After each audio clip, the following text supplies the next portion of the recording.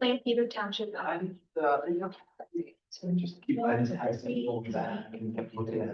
This meeting is also being offered virtually, which is a cloud-based platform for audio conference. The Zoom application is free to the public. The general public is therefore able to join the meeting by connection through the internet or by calling by phone. The public is also able to observe the meeting on the township's YouTube channel. Please continue to check the township website calendar for any updates related to these public meetings. Agendas for these public meetings will also be available on the township's website. Please be reminded that this meeting is being video and audio recorded and be posted to the township's YouTube channel for viewing. The meeting will now proceed with the chairman calling the meeting to order and identifying all other members present in the meeting, those joining the meeting via Zoom. The chairman will then confirm those members joining by Zoom can be heard. Okay, I'd like to call to order the December 4th, 2025 meeting of the East Lampeter Township Board of Supervisors. I'm Mike Thornton, Vice Chair. Our Chairman, Ethan Demme, was not able to be here with us today, nor was Supervisor Corey Meyer, but here I have fellow Supervisor Roger Rutt, and I can see that Supervisor Ted Gallagher is online. Can you hear us and we can hear you, Ted? I can hear you. Okay, very good. All right, I'll ask us to stand and begin your pledge to the flag.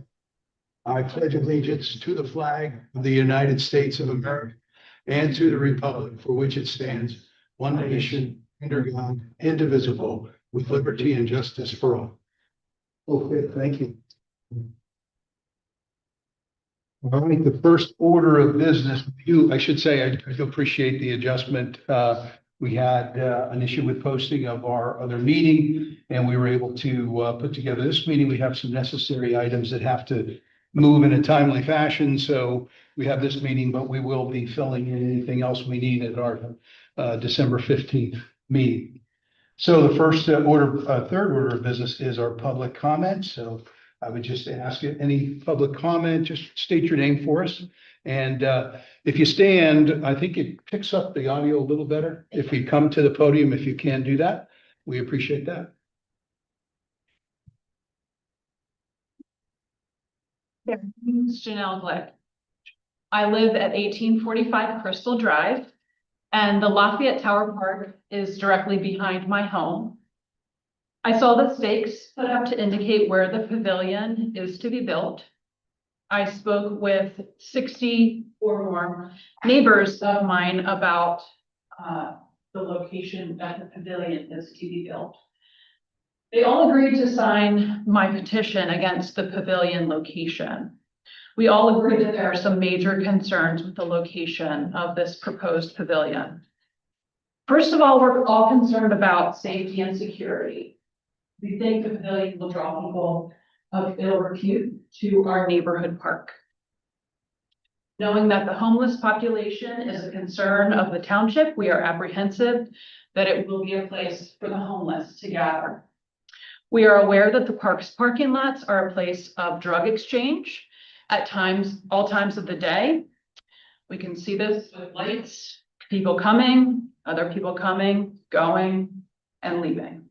We are concerned that this may worsen with the pavilion present. Secondly, the neighbors are concerned that a pavilion will draw groups of people who will play a lot of loud noise, music, and disturb the peace of the park. One person's culture is another person's noise. Thirdly, our little neighborhood park is not large enough to support a pavilion. Community parks are places to have pavilions. Kristen Kennedy, one of my neighbors at 1832 Crystal Drive, shared a document with me that demonstrated the proper usage of East Lampeter Township parks from the comprehensive plan. And since our park is only 10 acres and therefore considered a neighborhood park, our park should support the usage of the neighbors, not the entire community. The neighbors on Crystal Drive are concerned that the parking lot will not be large enough to support the number of people attending an event at the pavilion. 30 parking spaces will not support the 95 people that the pavilion is proposed to hold. Those coming to the pavilion will need to drive through our neighborhood, creating a lot of extra traffic, which the parking lot won't support. The overflow will be parking by my home. There are no sidewalks, so they may be walking through my yard. The pavilion will be on the other side of the park from the playground. It won't support the baseball players well, since they all congregate at the top of the park. And it's not off the main entrance to the park. We're also concerned that the Lafayette Fire Company may lose valuable funds from the pavilion being rented instead of their space. We also have concerns about the supposed transparency of the pavilion plans. Most of the neighbors that I spoke with had no idea that the township had plans to put a pavilion there. If they heard that there was a pavilion coming, most of the neighbors envisioned it being at the top of the park, where the baseball players congregate. Not one neighbor that I spoke with felt it was a good idea to put it where it's planned. They didn't know what the stakes were for. Transparency would be putting a notice in the park on the board indicating that what the pavilion was, that it was going up there and where. Transparency would be writing where the pavilion was going to be placed in the newsletter. And transparency would also be letting the Sloyer family know that they were going to be having a pavilion placed 10 feet from their property line. We neighbors had no idea this was happening. Ultimately, we want to keep our neighborhood a peaceful, safe, clean, quiet, and pleasant place to walk, bike, take our children of all ages, and visit with our neighbors. We don't want it a place that is unsafe and that we want to move away from, or that we need to contact the police because of activities going on there. I also wanted to share a note that Elizabeth Ricard shared with me. She lives at 165 Crest Avenue. Our household will be pleased to have a lovely, accessible pavilion in Lafayette Tower Park. Along with that, we want to make sure that our neighbors, especially those who live closest to the park and proposed pavilion, are safe and comfortable in their homes and yards. We want to make sure their property is protected from any misunderstandings and/or intentional trespass from users of the pavilion. Our household understands how often park users can misunderstand where the property boundaries are. As a homeowner whose property also abuts the park, albeit over by the playground, I support the Glick family and others in asking for a different location for the pavilion. Thank you. Okay, thank you. Anyone else? My name is Kathy Cody, and I live at 166 Crest Avenue, here for the same reason as Mrs. Glick. I'm not going to read everything that I wrote because it just states some of the things that she said. But I just wanted to reiterate that I'm not against the pavilion, but I think the location of it is not a good place. Now, she indicated I didn't know there was going to be a space of 90. It's a small park. We could have a smaller pavilion. And my husband and I did some measurements, knowing where the easement is at the top of the park. A smaller part of, a pavilion of 20 to 30 or 20 by 30 would fit if you would move the baseball sheds. Baseball sheds are an eyesore anyway. They're not maintained, they're not painted, the wood is rotting. You could put them on the south side of the batting cage that's there, and you would have ample room for a pavilion. Not sure why you need to have restrooms when we have a porta potty that gets used very regularly, 12 months out of the year. We have delivery drivers that go in there, FedEx people, the UPS people. That porta potty is used a lot. So by putting in restrooms, you would take away that for 4 months out of the year, and plus that would increase the traffic down through that lower end of the entrance to Crystal or to the park, which is a much smaller entrance. I'm not against, baseball. I'm not against the pavilion, but I just feel like our park is, at capacity. If you just made a few minor adjustments, you could use them. You could put the pavilion at a different spot that would still be in, enough range away from that water easement that it wouldn't present a problem. My husband and I, we're retired. We walk a lot. We love our neighborhood park. It's a great park. We appreciate the care that's given to it by the township workers. But I would just strongly ask that you reconsider the placement of the pavilion. Thank you. Okay, thank you.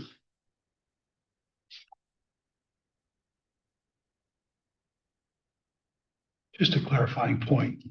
Ms. Glick, what is your address again? 1845 Crystal. Not that you had to give that. I just wanted to get a perspective on Crystal. Yes. Yeah, the parking lot is directly behind my house. The parking.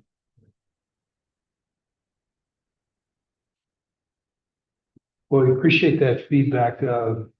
We certainly are, listening to what you're saying.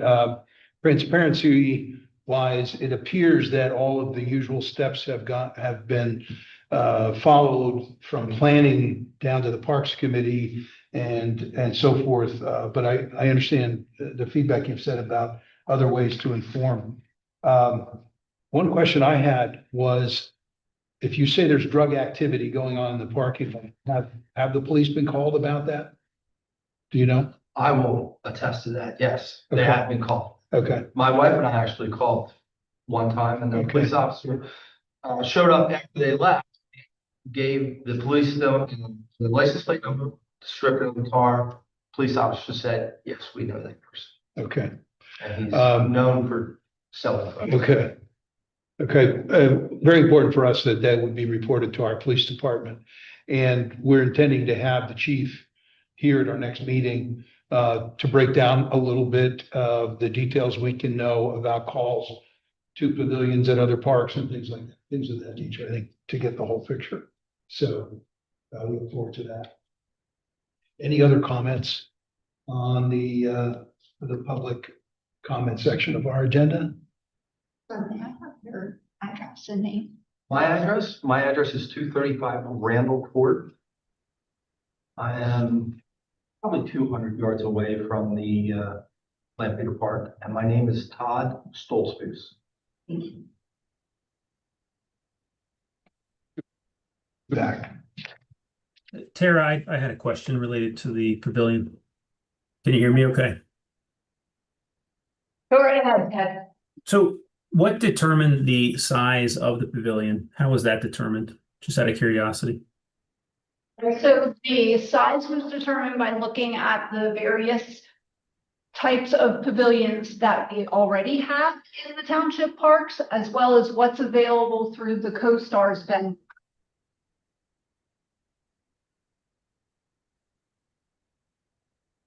And then we could, just to follow up on what you said, Ted, what we could also know is, or are the reservations and how many people have used, what kind of groups they've had, in other words, for the size of the pavilions that they have. That might be helpful for us. Tara, and also follow-up question. I don't know what, the process, where we're at with the process. I believe the design has already started, but could it be looked at to reduce the size of the pavilion and fit it in with that gas line easement?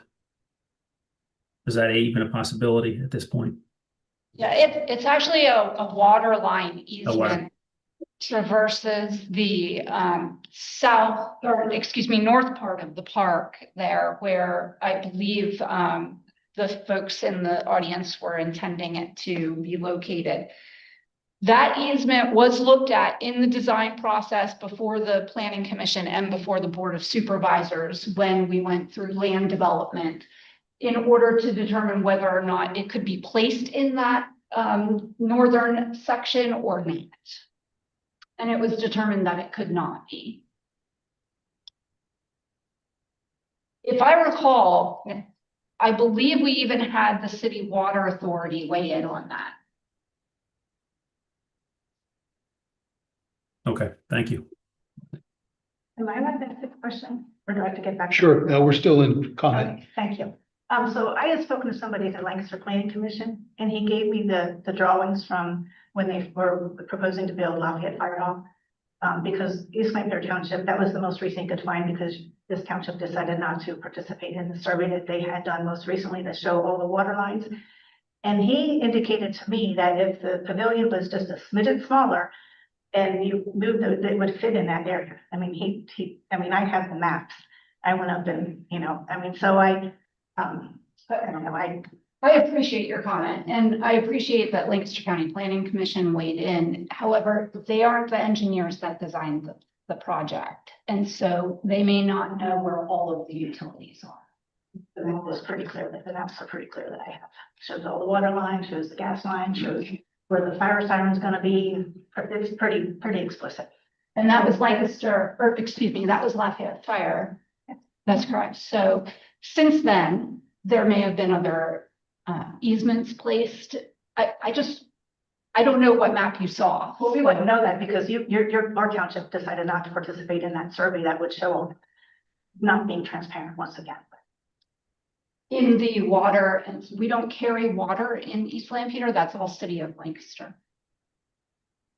So I'm just telling what he told me, that you didn't participate in the survey, so the most recent maps that they had didn't have everything in it, like you said, possibly, because you didn't participate in the survey, so he went back, 10 years or so to find it all.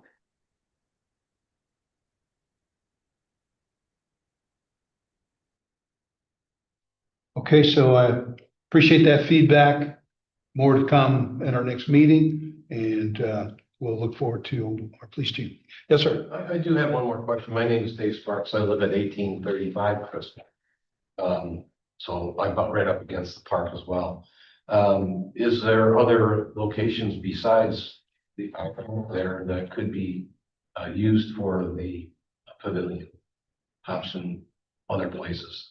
Just curious if they would be more conducive to the pavilion and maybe the size that everybody's looking for. We do already have 3 pavilions at Community Park on Hobson Road. Yeah. And there is a pavilion at Flory Park as well. Right. I just wondered, Flory Park and, just in my mind, I've been there enough times, or the Hobson Park as well, that, they seem to be bigger than our little, whatever that is, 10 acres. And, Just and thought each, it might be more conducive. and each of those does have pavilions already. And that'll be what the chief talks about, like any calls that went to those. Thank you. Okay. All right, we'll close that public comment portion of our meeting, and we can move on to our consent agenda. The consent agenda has a number of items on it, including financial security reductions, time extensions, and the paying of bills. Those are all posted and available. So I'll entertain a motion to accept the consent agenda. Motion to approve the consent agenda for Friday, December 5th, 2025 supervisors meeting. Okay, do I have a second? Second. Okay, you got a motion by Roger Rutt, second by Ted Gallagher. Any comments about the consent agenda?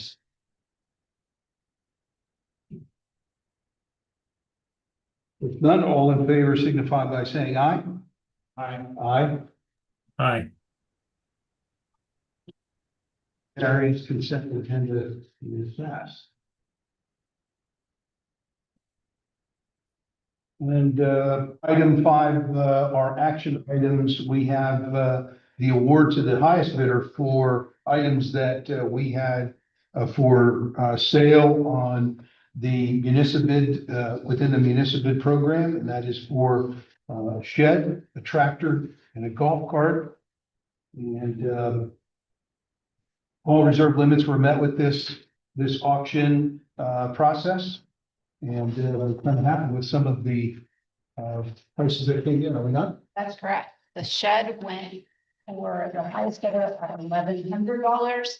The tractor went to the highest bidder at $8,750. And the 1991 golf cart went to the highest bidder at $2,800. Yeah. I'll make a motion that we approve the sale of the items on municipal bid. Okay, motion by Mr. Gallagher, Second. second by Mr. Rudd. Any discussion on those items? Appreciate that process, so we get some good prices for those. No other comments? All those in favor, please signify by saying aye. Aye. Aye. Any opposed? And the ayes have it. Motion carried. All right, go right to item 6. Any other public comment for non-agenda items only? Okay, I hear none, see none online. And we'll move to adjourn. To adjourn the December 5th supervisors meeting. Motion made by Mr. Rutt, Second. second by Mr. Gallagher. All in favor signify by saying aye. Aye. Motion carries. Thank you, and thank you folks for coming.